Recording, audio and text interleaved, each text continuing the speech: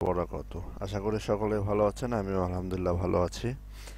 তো চলুন আজকে কিভাবে দলিল টাইপ করতে হয় সেটা আপনাদের দেখাবো।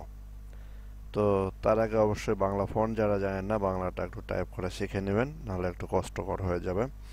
তো চলুন আজকে ভিডিওটা শুরু করা যাক। প্রথমে আমি একটা 8 পেজের দলিলের ফরম্যাট ওপেন করে নিয়েছি। আর আপনাদের যদি এই ফরম্যাটটি না থাকে, আমার সঙ্গে আমার জিমেইল নাম্বার দেওয়া আছে, যোগাযোগ করবেন। ইনশাল্লাহ আমি যত তাড়াতাড়ি পারি আপনাদের এই দলিলের ফরম্যাটটি দেওয়ার চেষ্টা করব। তো চলুন প্রথমে শুরু করা যাক। প্রথমে এখানে দেখতে পাচ্ছেন যে ক্রমিক নাম্বার দেওয়া আছে।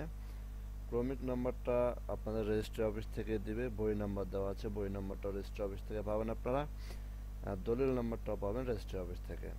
তো প্রথমে আপনাদের 1 নম্বরে যেটা লেখা আছে সেটা আপনাদের প্রথমে যেটা করতে হবে, একটা রেজিস্ট্রি অফিসের নাম দিয়ে দিবেন। তো আমি মূলত একটা রেজিস্ট্রি অফিসের নাম দিয়ে দিতেছি, আপনারা দেখেন।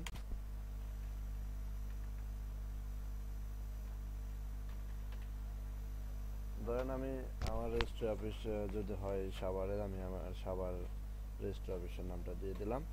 তারপরে 2 নম্বরে যে লেখা আছে দলিলের সার সংক্ষেপ। তো সার সংক্ষেপে এখানে আপনারা দলিলের প্রাকৃতিক দিবেন। দলিল আপনারটা কি ধরনের দলিল হতে চাচ্ছে, দলিলের ধরন দিয়ে দিবেন। তো আমারটা ধরেন সাব কবলা দিয়ে দিলাম। বিভিন্ন ধরনের দলিলের ফরম্যাট আছে, সাব কবলা আছে, এবার ঘোষণা আছে, আর অন্যান্য দলিলের ফরম্যাট দলিল আছে। তো আমি দিয়ে দিচ্ছি সাব কবলা।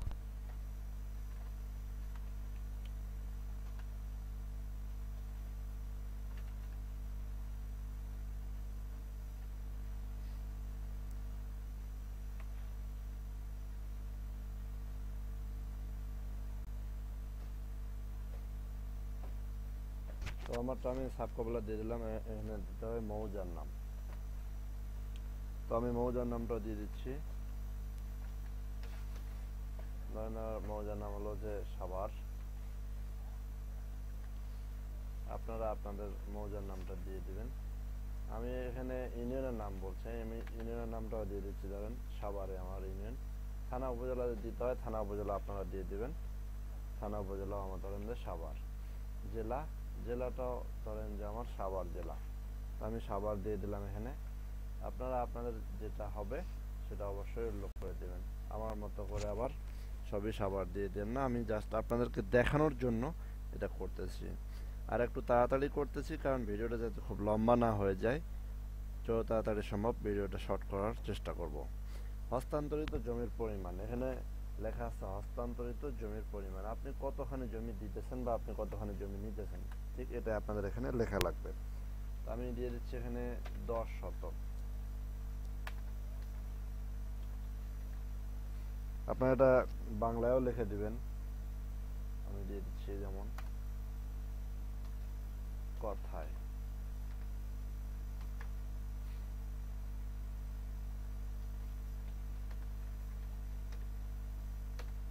দশ শতক, ঠিক আছে। তারপরে এখানে জমির শ্রেণী দিয়ে দিবেন যে আপনার জমিটা কি ধরনের, যেমন বাড়ি, খলিয়ান, ভিটা, পুকুর, কাতলা ইত্যাদি বিভিন্ন ধরনের দলিলের ফরম্যাট থাকতে পারে, দলিলের নাম, জমির নাম থাকতে পারে। তো আমি আমারটা দিয়ে দিচ্ছি খলিয়ান। ওকে। তারপরে আপনি যে 10 শতক জমি কিনতেছেন, ক্রয় করতেছেন অথবা বিক্রি করতেছেন, এই 10 শতক জমির মূল্য কতখানি আপনারা এখানে মূল্যটা উল্লেখ করে দেবেন। আমি মূল্যটা উল্লেখ করে দিতেছি। যেমন ধরেন আমার জমির পরিমাণ হলো যে 50,000 টাকা।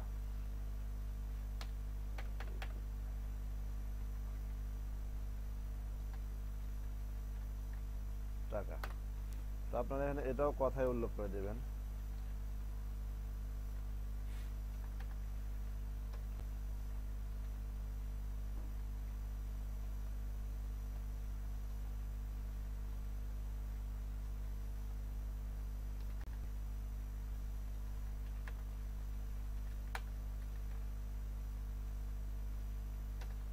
জাস্ট আমি এটা লিখে দিলাম 50,000 টাকা, বাংলায় বাংলায় লিখে দিলাম। এখানে একটু ভুল হচ্ছে। ঠিক আছে, এরকম করে আপনারা লিখে দিবেন। তারপরে যিনি গ্রহীতা তার নাম ঠিকানা অবশ্যই 3 নম্বরে, দলিল গ্রহীতা বা গ্রহীতা গণের যদি এক বা একের অধিক থাকে, যদি একজন থাকে তাহলে তো অবশ্যই একটা ফরম্যাট দেওয়া আছে, আর যদি অধিক থাকে তাহলে অবশ্যই নামের একাধিক, এখানে এক লিখে দিবেন। এক নাম্বার দিয়া নামটা লেখা শুরু করবেন। যেহেতু আমারটা একজনেরই আছে সেজন্য আমি শুধু নামটা লিখতেছি। নাম হলো যে মোহাম্মদ নাসির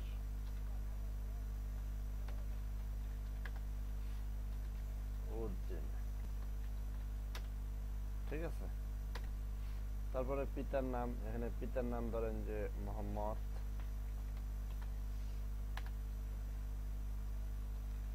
বারেক, ঠিক আছে। তারপরে এখানে যদি জলিল গ্রহীতা যদি মহিলা মানুষ হয় বা নারী হয় সেক্ষেত্রে আপনারা এখানে দিবেন স্বামীর নামটা, যদি বিবাহিত হয়। আর যদি বিবাহিত না হয় তাহলে অবশ্যই পিতার নামটা দিয়ে দিবেন। মাতার নামটা আমি দিয়ে দিচ্ছি মোসাম্মদ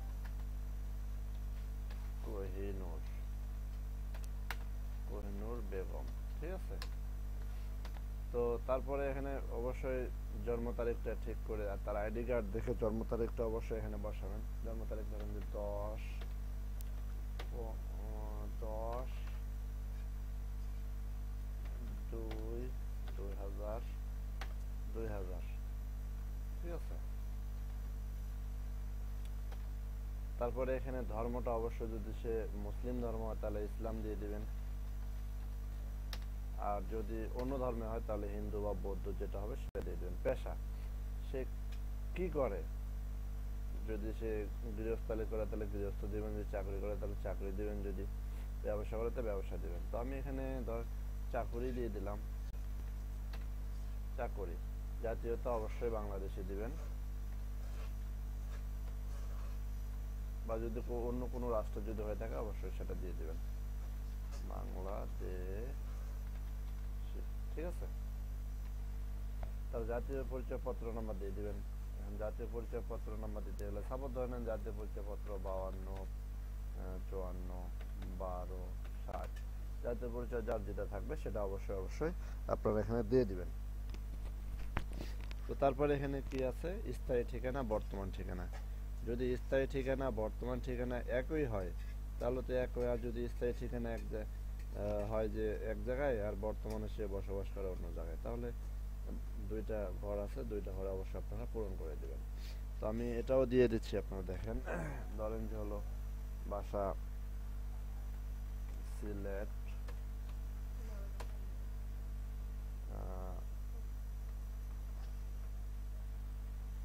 ধরেন যে কাঠপুকুর, ওকে। ডাকঘর ধরেন যে মিঠাবাড়ি,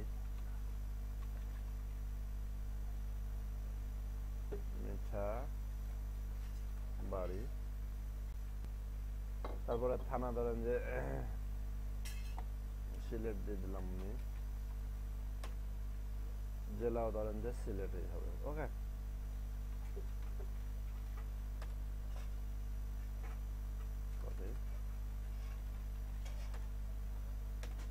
এভাবে দিয়ে দেবেন। তো আমার যেহেতু দুটাই একই রকম তাহলে আমি এটা কপি করে এটার মধ্যে বসাই দিলাম, হ্যাঁ। এই যে হয়ে গেল, কপি করে দুটাই ব্রড করার পরে দিয়ে দেবেন, ঠিক আছে। তাহলে এখানে দলিল গ্রহীতার নাম আমরা দিয়ে দিলাম। তারপরে এখন কি করতে হবে, দলিল দাতাগণের নাম। দলিল দাতাগণের নামের ক্ষেত্রে কি করতে হবে, ঠিক একই রকম ভাবে যেরকম আমরা দিয়েছি। যদি ধরেন যে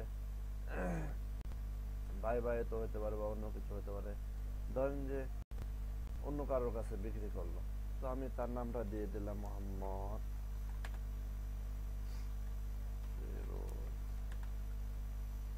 মিয়া। ধরেন যে দলিল দাতার নাম হলো ফিরোজ মিয়া, পিতার নাম হলো মোহাম্মদ রস্তম,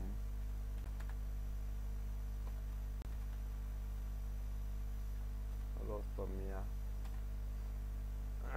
যদি সে দাতা যদি আবার হলো যে, এখানেও একটা বিষয় হলো যে দাতা যদি একাধিক হয় তাহলে আপনারা অবশ্যই এর পিছনে সামনে 1 2 লিখে তারপরে সামনে বাড়াবেন। আর যদি পিতা মাতা যদি একই থাকে একই দিয়ে দেবেন, লিখে দেবেন, সমস্যা নেই। আর দলিল দাদা যদি আবার মহিলা হয় তাহলে অবশ্যই তার স্বামীর নামটা দিয়ে দিবেন, আর যদি না হয় তাহলে দেওয়ার দরকার নাই। মাতার নাম, অথবা এখানে একটা বিষয় দিতে, এখানে একটা ক্রস চিহ্ন দিতে পারেন যেহেতু নাই। তো মাতার নামটা এখানে অবশ্যই দিয়ে দেবেন। মাতার নাম হলো মোসাম্মদ জলেখা, ঠিক আছে। জন্ম তারিখ আরো দিয়ে দিবেন, ধরুন আমি জন্ম তারিখ দিয়ে দিলাম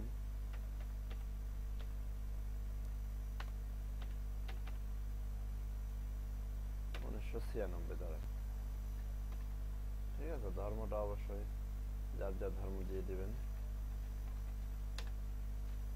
আমি দিয়ে দিলাম আমার। পেশা ধরেন যে কি করে, গৃহস্থালী,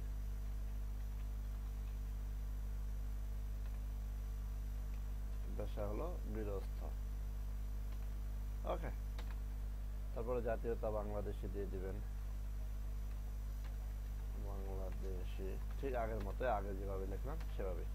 তারপরে জাতীয় পরিচয়পত্র যেটা আছে সেটা দিয়ে দিবেন, জাতীয় পরিচয়পত্র নম্বরটা দিয়ে দিবেন, ওকে। তারপরে ধরেন যে গ্রাম ঠিকানা যদি একই রকম হয় তাহলে একই দিয়ে দিলেন, যদি গ্রাম ঠিকানা আলাদা হয় তা আলাদা আলাদা হবে, আপনারা লিখে দিবেন। আপনি আপনাদের বোঝার ক্ষেত্রে আমি এটা দিয়ে দিলাম, ঠিক আছে। তো তারপরে এখানে 5 নম্বরে আমোক্তার প্রতিনিধি। এখানে আরেকটা বিষয় হলো যে 5 নম্বর আমোক্তার প্রতিনিধি, এটা আবার কি জিনিস অনেকে হয়তো জানে, অনেকে জানে না। যদি এখানে গ্রহীতা বা দাতা বা গ্রহীতা যদি আপনার হলো যে নাবালক হয়, নাবালকের ক্ষেত্রে আমোক্তাটা প্রয়োজন। আমোক্তার প্রতিনিধি বিবরণ, নাম ঠিকানা এখানে দিয়ে দিবেন। যদি সে নাবালক হয়, নাবালকের পক্ষে পিতা অথবা ভাই বা যে থাকবে তার নাম দিয়ে, ঠিক এরকম ভাবে এখান থেকে এই ফরম্যাটটা একটু টান দিবেন। এখান থেকে এটা কপি করার পরে আপনারা এখানে এটা বসায় দেবেন, ঠিক আছে। ঠিক আছে, এরকম ভাবে আমি আপনারা একটু দেখাই দিই। ধরেন যে এটাই হলো তার পিতা, আমি এখানে কপি করলাম, কপি করার পরে এখানে পিতা যদি নাবালক হয় তাহলে লিখুন নাবালকের পক্ষে পিতা, হ্যাঁ, দিয়ে আপনারা জাস্ট এটা বসায় দেবেন, ওকে। তাহলে 5 নম্বর আমোক্তার প্রতিনিধিটা হয়ে গেল। তো যেহেতু এটাতে তার পূর্ণ বয়স আছে তাহলে এটা দেওয়ার দরকার নেই, আমি এটা কেটে দিলাম,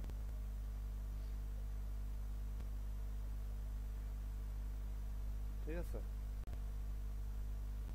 তারপরে 7 নম্বরে 6 নম্বরে বিবরণটা আপনারা অবশ্যই দিয়ে দিবেন। সে যদি অফিসে দূতাবাসের নাম হয় তাহলে দিয়ে দিবেন, যে জেলা হবে সে জেলা দিয়ে দিবেন তারিখ।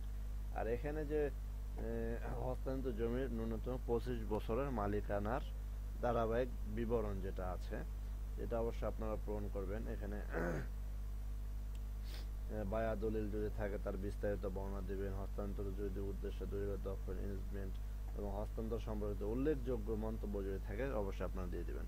যেমন আমি একটা এখানে দলিলের বর্ণনা দিয়ে রাখছি, যেমন ধরেন যে যাহা RS 520 নম্বর হতে গোলাম মোস্তফা নামে প্রস্তুত হয়। গোলাম মোস্তফা বলতে আমি যেটা দাতার নাম এখানে ফিরোজ মিয়া আছে, দাতা যেমন এখানে ফিরোজ মিয়া আছে, ফিরোজ মিয়ার যে দলিলের বর্ণনাটা আছে অবশ্যই এটা আপনার এখানে বসায় দেবেন, ঠিক আছে। প্রস্তুত হওয়ার পরে ফিরোজ মিয়া কি করলাম,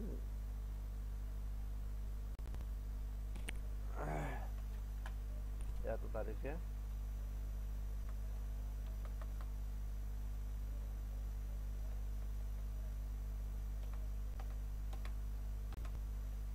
ফিরোজ মিয়ার তারিখে কি করলো,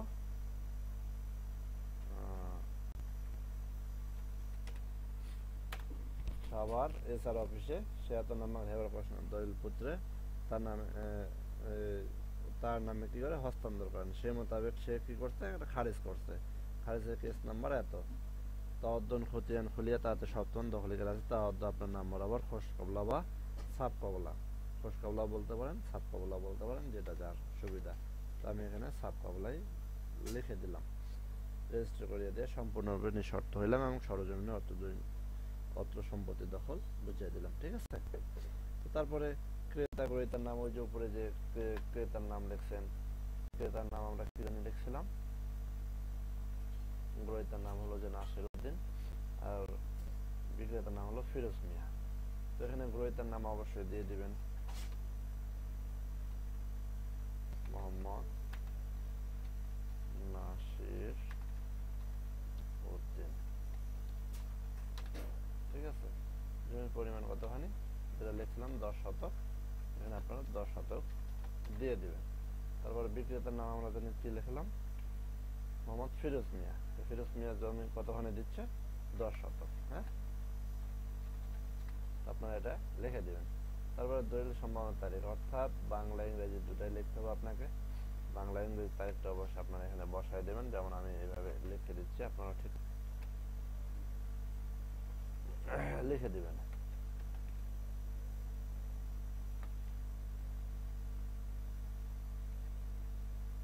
আমি একটা এই সাইডে নিয়ে নিলাম। বাংলা তারিখ ধরেন যে 10/3/1431 হিজরি। ঠিক আছে, আর ইংরেজি তারিখ ধরেন যে আজকের তারিখটা আমি দিয়ে দিলাম, বা যেদিন রেজিস্ট্রি অফিসের তারিখটা দিয়ে দিলাম।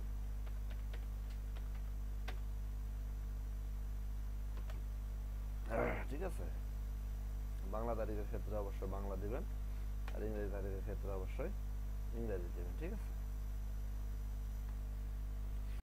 তো তারপরে এখানে চলে আসলো 11 নম্বরের জমির তফসিল। জমির তফসিল ধরেন যে জেলা হলো যে সাভার, আমি যেমন লিখছিলাম খতিয়ানের জেলা, জেলা হলো যে যেটা, এটা কিন্তু খতিয়ানের জেলা। ঠিক আছে, খতিয়ানের জেলা দিয়ে দিবেন, খতিয়ানের উপজেলা দিয়ে দিবেন, ইউনিয়ন দিয়ে দিবেন। আমি ইউনিয়ন দিয়ে দিলাম, গ্রামটাও ধরেন দিয়ে দিলাম আমি এখানে। এই যে এখানে আবার দেওয়া লাগবে যে রেজিস্ট্রি অফিসের নাম দিয়ে দেবেন আপনারা। তারপরে মৌজার নাম দিয়ে দিবেন।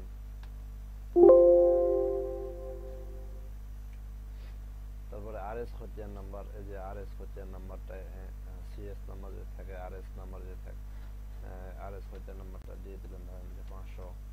তারপরে মোট জমি, খতিয়ানের মোট জমি ধরেন যে হলো 90 শতক আছে।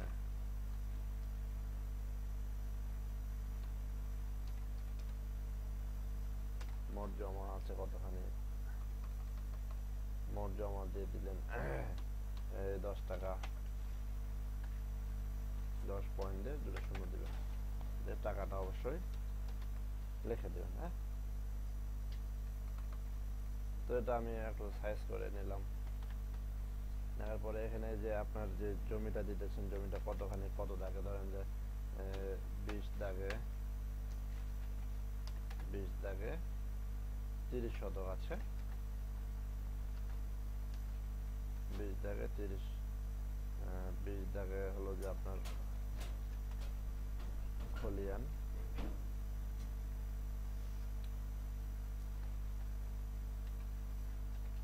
খলিয়ান আছে হলো যে 20 শতক। ঠিক আছে, এখান থেকে আপনি কি দিলেন, এর মধ্যে 10 শতক আপনি দিয়ে দিলেন তাকে। ঠিক এরকম ভাবে নিচে বাংলা লিখে দেবেন যে 20 দাগে খলিয়ান 20 শতকের মধ্যে 10 শতক। ওকে, তারপরে এখানে জমির উত্তরে যে আছে, জমির উত্তর দিকে কোন কে আছে, জমির উত্তরে দিয়ে লিখে দিলাম, মনে করেন যে আমিন, আমিন আছে। দক্ষিণে ধরেন যে হলো যে কালু আছে, আর পূর্বের দিকে ধরেন যে হলো যে রোস্তম আছে। তারপরে যে পশ্চিম দিকে ধরেন যে জুয়েল আছে। ঠিক এরকম ভাবে আপনারা লিখে দিবেন। অত্যন্ত জমির পরিমাণ আবার এখানে লিখে দেবেন যে কত শতক বা কত একর দিচ্ছেন। এখানে একর যদি না হয় তাহলে ডেসিমেল, অর্থাৎ এখানে এটা কিন্তু শতক বা ডেসিমেল একই কথা। যেমন ধরেন যে এখানে 10 শতক দিয়ে দিলেন। ঠিক আছে, এখানে কথায় কথায় দিয়ে দিবেন আপনারা এই 10 শতক। অত্যন্তর জমির পরিমাণ কত টাকা দিচ্ছেন, ধরেন যে 50,000 টাকা। উপরে যেমন লেখেন 50,000 টাকা, এখানে লিখে দেবেন 50,000, 50,000 টাকা লিখে দেবেন। এখানে কথায় লিখে দেবেন 50,000 টাকা।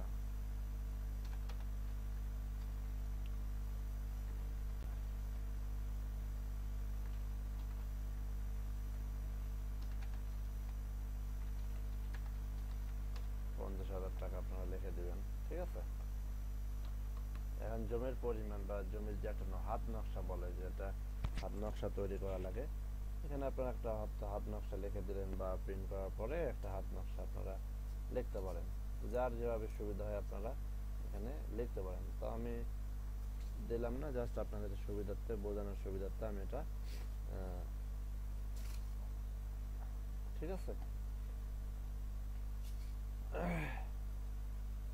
তারপরে জমির যদি কোনো কৈফিয়ত থাকে, কোনো সমস্যা থাকে, এখানে দাতার স্বাক্ষর দিবে, প্রিন্ট করার পরে এখানে দাতা স্বাক্ষর দিবে, গ্রহীতা স্বাক্ষর দিবে। তারপরে যে 18 নম্বর পেজে আছে, 18 নম্বর পেজটাতে সাক্ষীগণের নাম স্বাক্ষর, এই যে ক নম্বরে একজন স্বাক্ষর, তার নাম, ঠিকানা, তারিখ, কোন তারিখে রেজিস্ট্রি হচ্ছে, তারপরে খ নম্বরে দিবেন, শনাক্তকারী একজন দিবেন, এই তারপরে বাকি যেটা সেটা তার যে রেজিস্ট্রার আছে তিনি পূরণ করবেন। তো ঠিক এরকম ভাবে যদি কোথাও কারো বুঝতে সমস্যা হয় অবশ্যই আমাকে জানাবেন। আর যদি দলিল ফরম্যাটটা লাগে, ফরম্যাটটা আমার কাছে আছে, নিতে পারেন। এরকম করে আপনারা দলিল চাইলে লিখতে পারবেন। ঠিক আছে, আর কোনো সমস্যা হলে অবশ্যই আমাকে জানাবেন। আর আমি এই চ্যানেলে নতুন ভিডিও দিতেছি, আজকে দিয়ে মনে হয় সেকেন্ড ভিডিও হবে আমার। তো কীরকম ভিডিও আপনারা চান অবশ্যই আমাকে জানাবেন। অবশ্যই চ্যানেলটা সাবস্ক্রাইব করবেন, আমার পাশে থাকবেন, আমাকে সহযোগিতা করবেন যাতে আমি আপনাদেরকে নতুন নতুন ভিডিও দিতে পারি। তো আজকের ভিডিওটা এখানেই। আল্লাহ হাফেজ, আসসালামু আলাইকুম রহমতুল্লাহ।